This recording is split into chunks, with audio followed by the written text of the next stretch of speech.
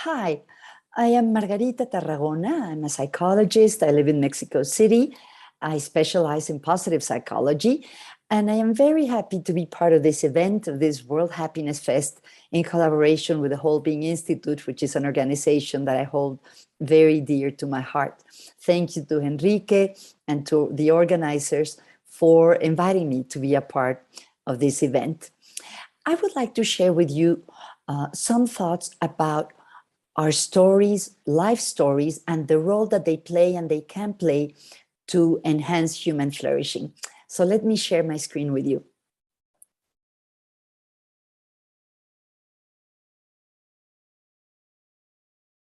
Okay.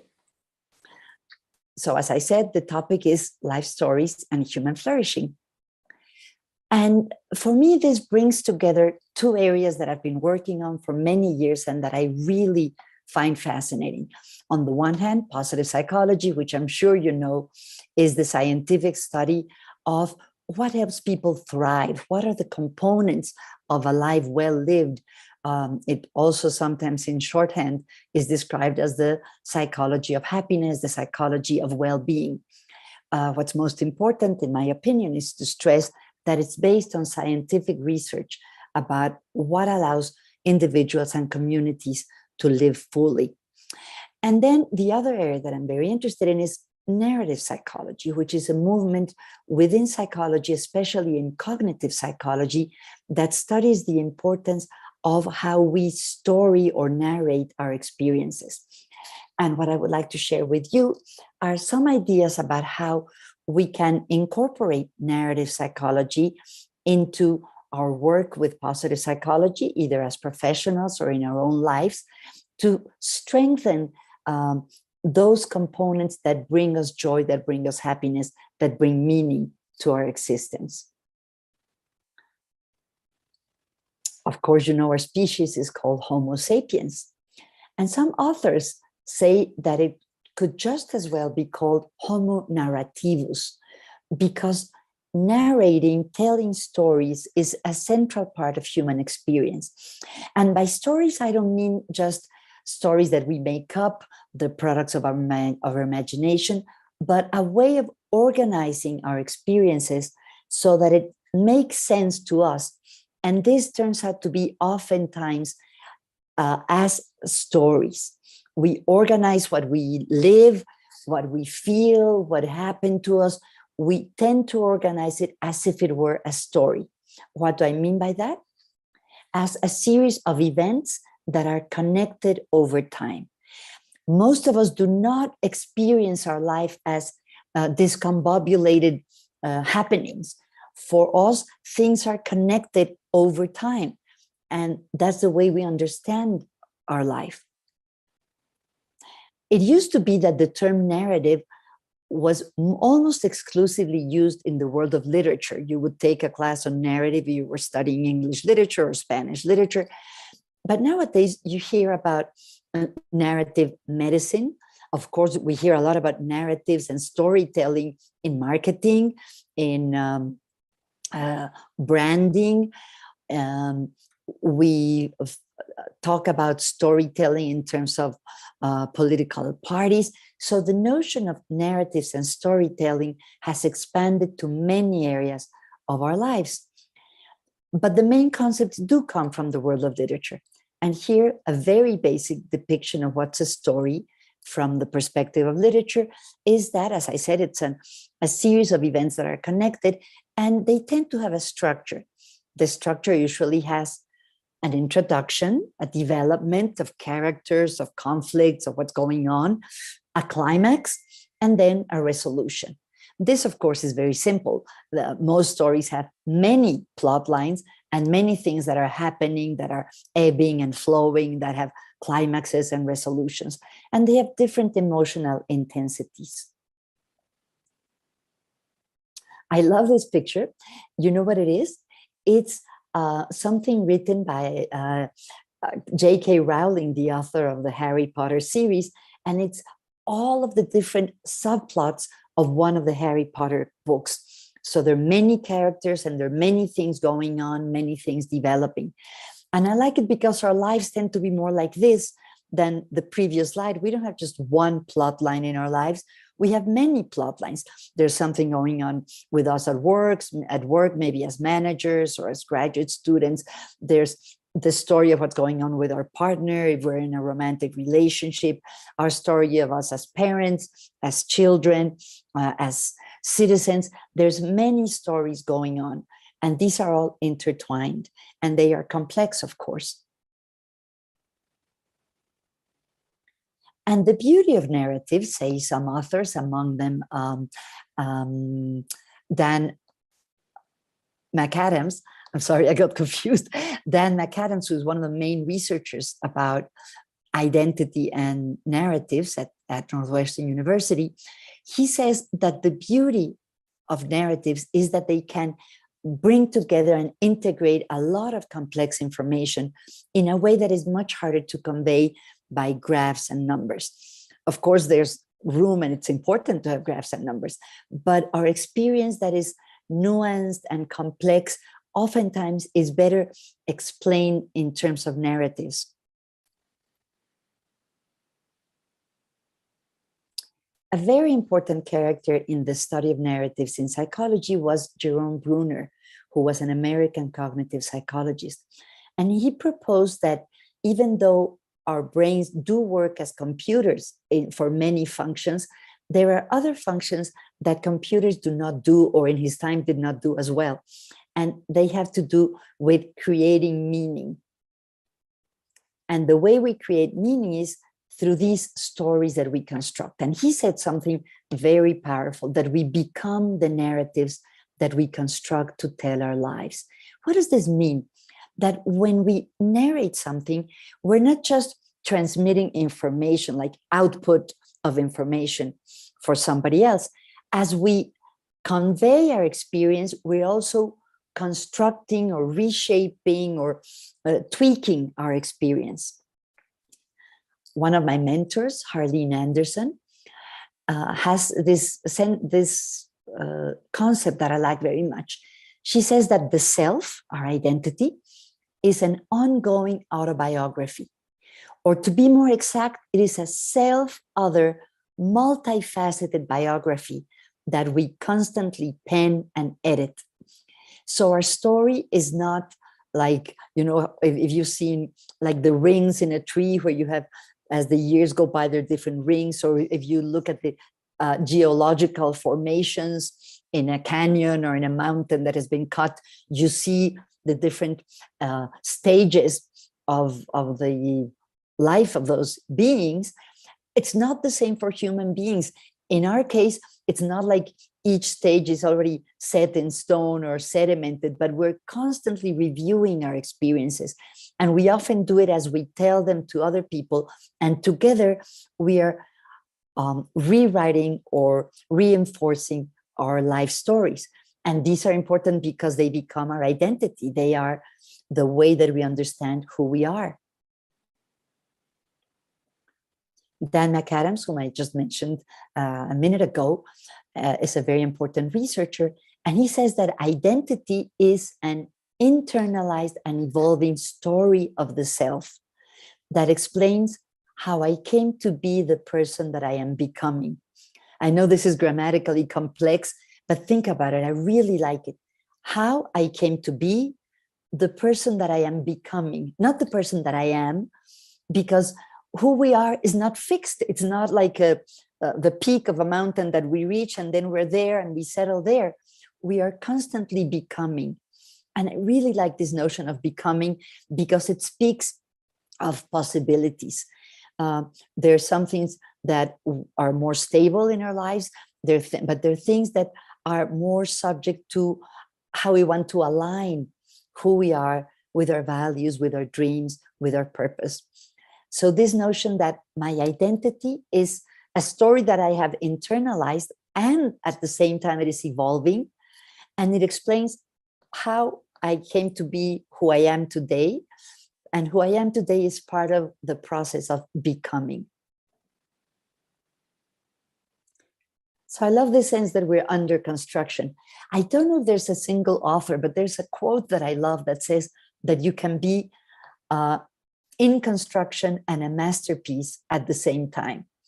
I really like that idea because I think it's important in our own lives, as in our work as coaches, as educators, as therapists, to see the masterpiece that each person already is, and at the same time to realize that we are all always under construction.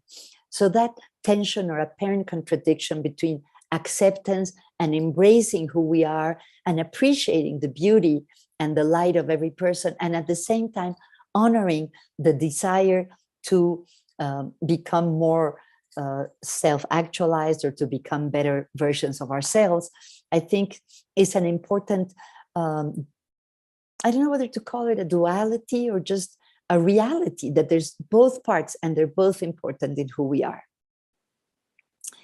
Our identity from the psychological perspective has cognitive aspects, the way, as I was saying, the way we construct our experience into narratives. It has a developmental aspect, and it also has to do with personality traits. Researchers have found that this sense of identity of who we are tends to emerge most clearly in our teenage years. So there's a certain, if you take a life cycle perspective, it really becomes stronger in our teenage years, but it's always being developed. And something very important is that we are constantly telling our stories, and there's different contexts in which we can do it. Most of the time, we do it informally. When we talk to our friends, to our family members, when we don't say, okay, so now I'm going to tell you the story that contributes to my identity. It's a more fluid process. Whenever you're, if you have a problem with your boyfriend and you tell your girlfriend about it, you're telling a story, and the way she reacts may invite you to reconsider the way you're interpreting what happened, or may reinforce the way you interpret what happened. Or when you're, talking with your family members, I think this is a very important part of identity construction. When you're sitting at the table with your uncles and aunts and your cousins, maybe your grandparents, you're hearing family stories, you're hearing about the history of your family, and you're also, people ask you, so what are you up to these days? What do you want to be when you grow up?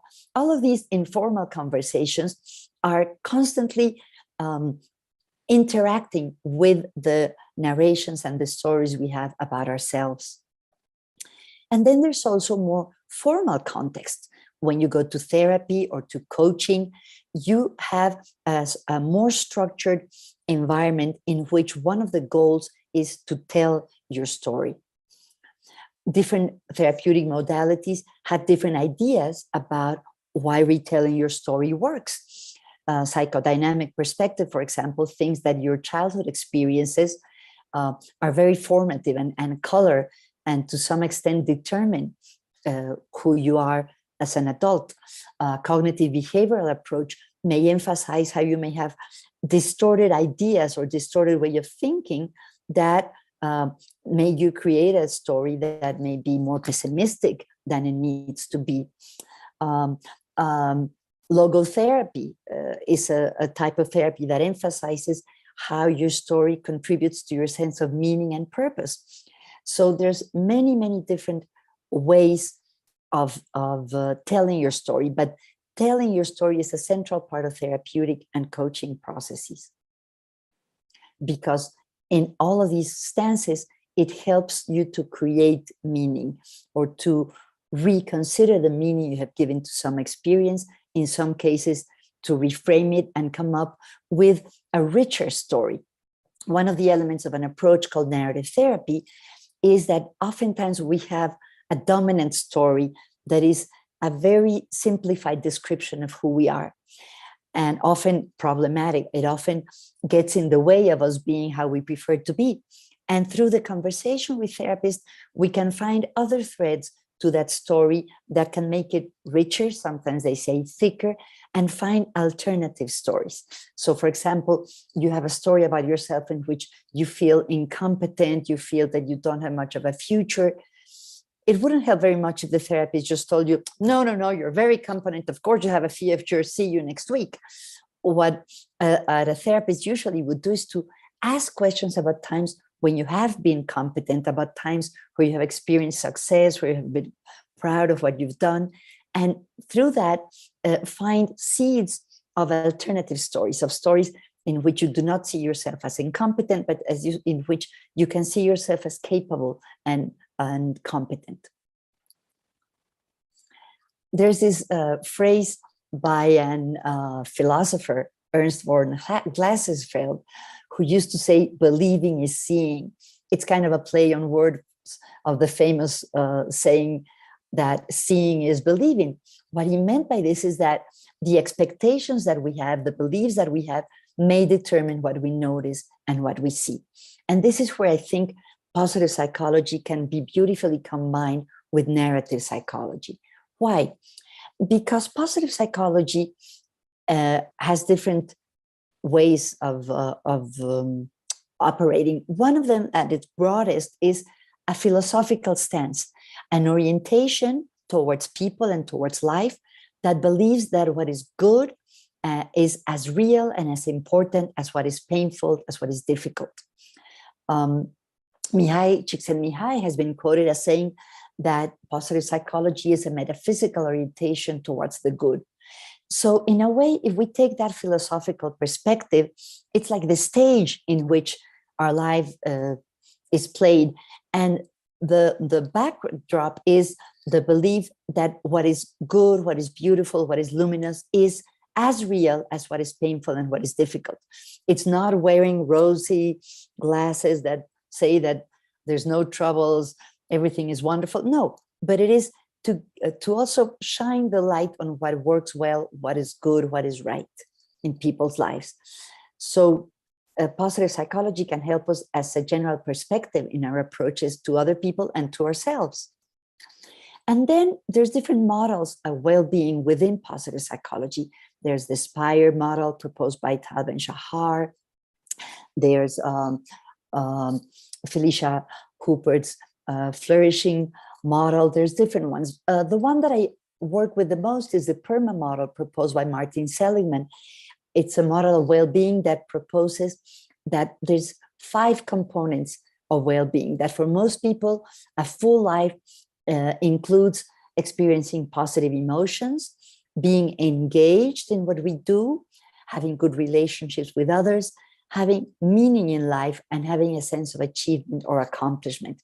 I often like to depict it adding this ring around the PERMA model to represent strengths, character strengths, because Seligman and Christopher Peterson have said that strengths, character strengths, color and interact with every component of well-being. So what we have here are certain maps or of elements that it's useful to explore when we think about our own story and when we're accompanying people as they explore their stories. This exercise proposed by Seligman invites us to think about our well-being as we would experience like the dashboard of a plane or a car, and invites us to think, how full is our tank in terms of our positive emotions? How are we doing in terms of how engaged we are in our activities? Do we experience flow, those moments of complete absorption in what we're doing? How are our relationships? How much meaning are we finding in life? How do I feel I'm doing in terms of my goals and my achievements? So just having a conversation about this, either with ourselves or with other people, opens up many possibilities for storytelling. Like, why am I having a lot of positive emotions lately? If you ask me, I can tell you that my children were just here visiting and that made me feel very happy. Or how engaged am I? Well, maybe I'm preparing a class that I'm very excited about and I'm very engaged. Or maybe I could tell you at a different point, I'm worried, I'm feeling very disengaged, I'm bored at work, or I'm feeling anxious. So just doing this exercise of assessing how you're doing in each of these areas can be the starting point of many interesting stories that you can explore, usually with somebody. And it's always important to explore people's stories about all of these elements of well-being with curiosity and appreciation. It's useful to be like reporters, to find out about who, what, where, when, and with whom. So for example, as I was saying, I've been very happy because my children were here. Well, who are your children? Who are the ones who came?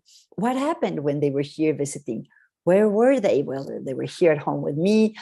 When was this? Well, it was in, this past month.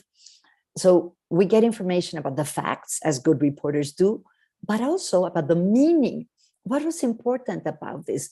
Well, they live in another country, so for me it was especially meaningful that we spend time together. What did it mean to me? Well, that we're still close even if we're far away, or to see them developing as adults and developing in their professions. What does it say about you? How does this fit with things that you value? I really value my family. So asking questions about the meaning of the facts or the events helps us create stronger stories. Maybe the facts are just like bullet points, but when we inquire about meaning, then they begin to really take shape as stories. And the best stories and the best storytelling and the best inquiry processes have to do with zigzagging. This is something that narrative therapists say, zigzagging between what happens and what it means. So we can also inquire about stories of flow. When people are in flow, when they're completely absorbed and engaged in what they're doing. When does this happen? Doing what? For example, for this young woman, when it paints, we can find out about how she learned to paint, what is the story of painting in her life, what painting has meant for her. We can also, if we follow the different elements of PERMA, we can also inquire about strengths. Once we have we take a strengths test, or we ask our partner to take it, or you're a teacher, if you ask your students to take the test, you can have incredible conversations about their strengths. What do they think about the results of the test? In this case, for example, this young man has zest as his main strength. We could ask how zest shows up in his life. Does he like being zestful? What impact does his zest have on other people, on his projects? You can ask many, many questions. And by the way, it's especially important to have a vocabulary of strengths, because it helps us have more colors to paint, so to speak. It gives us a broader palette to understand our experience and the experience of others.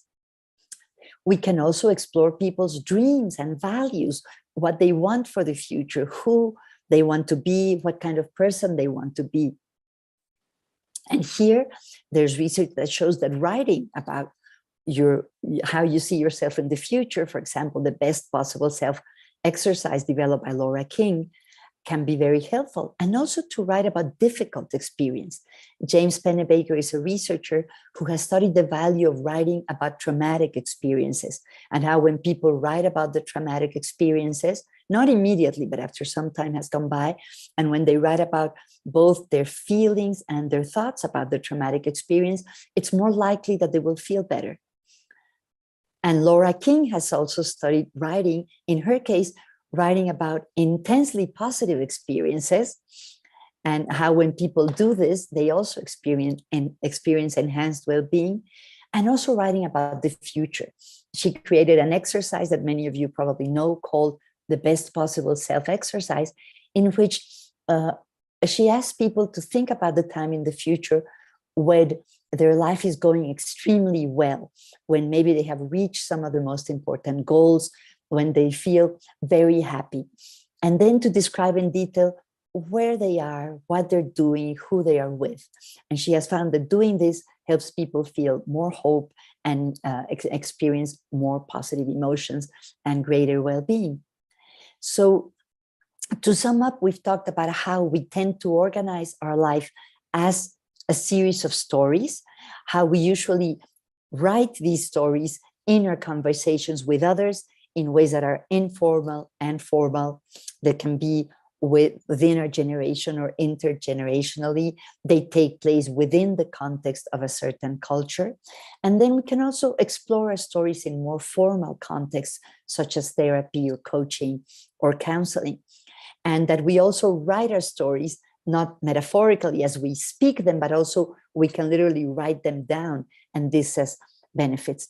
So in essence, it's important to tell your story. And if you can tell it through a lens of appreciation, curiosity, and paying special attention to the components that positive psychology has shown to be important building blocks of well-being, chances are that your story will be enriched.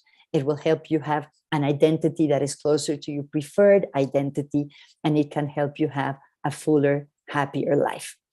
Thank you very much.